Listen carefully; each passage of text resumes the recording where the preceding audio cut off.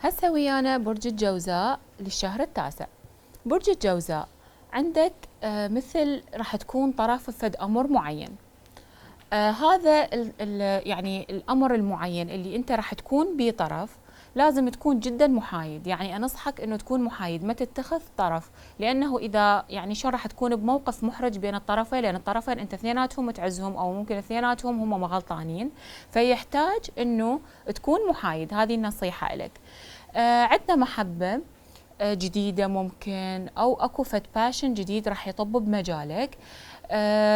يعني نقدر نقول عندك فرصة عمل ممكن بلشت بيها من الشهر اللي راح أو من الشهر السابع، راح تطب بيها عالم، والعالم كلش حلو. عندك دا أشوف طاقة دراسة أو طاقة شهادة راح تكون لك، ممكن راح تطب بتريننج معين، ممكن راح تطب بدراسة معينة، ممكن فد شيء سريع، بس عندك دا أشوف أكو سيرتيفيكيت يعني راح تاخذها بفد مجال معين. دا أشوف طاقة الرزق بإذن الله. دا أشوف عندنا طاقتين رزق، يعني ممكن إذا أنت عندك شغل واحد راح تطب بشغل ثاني، وهم راح يجي عندك خير من الله. برج الجوزاء ليش الوحدة والعزلة؟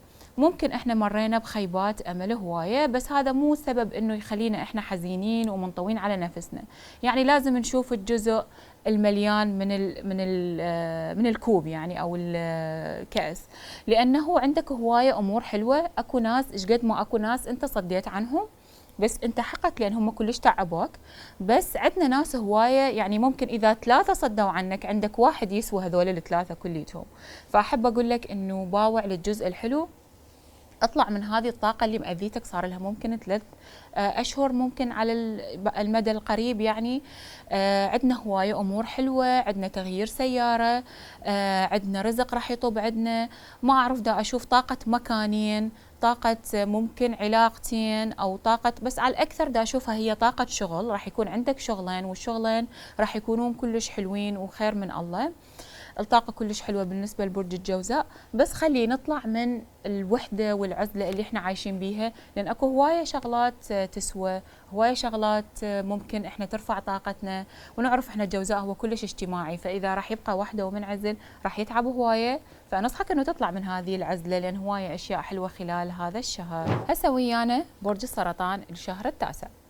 برج السرطان عندنا شوية تعب راح يكون بهذا بداية الشهر، ممكن أول 10 أيام، بس بعدين وراها كل أمورنا راح تنحل. عندنا أشياء متوقفة، عندنا أشياء كانت متعبتنا، بس دا أشوفها كلها راح تنحل بمرور هذا الشهر، يعني من بعد 10 بالشهر راح يكون عندنا هواية شغلات حلوة راح تصير. إضافة إلى هذا عندنا عالم جديد راح نطب له، ممكن عندنا فرصة شغل جديدة أو عندنا طاقة ارتباط، بس هذه طاقة الارتباط أو هذه طاقة الشغل اللي راح نطب بيها راح تشرق علينا شمس، والشمس كلش حلوة.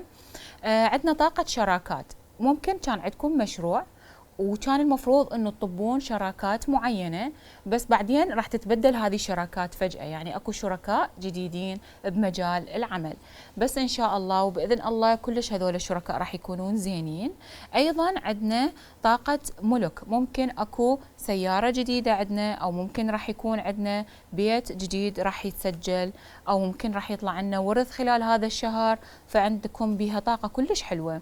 إن شاء الله وبإذن الله هذا الشهر راح يكون مليان بالمحبة والتفاؤل، وعندنا شمس كلش حلوة، أنا كلش أتفائل بهذه الورقة، بيها تفاؤل كلش حلو وأحب طاقته، يعني أنا هذه الورقة هي أسميها ورقة برج السرطان، لأن على طول عندهم شمس تشرق عليهم، والشمس كلش حلوة بإذن الله.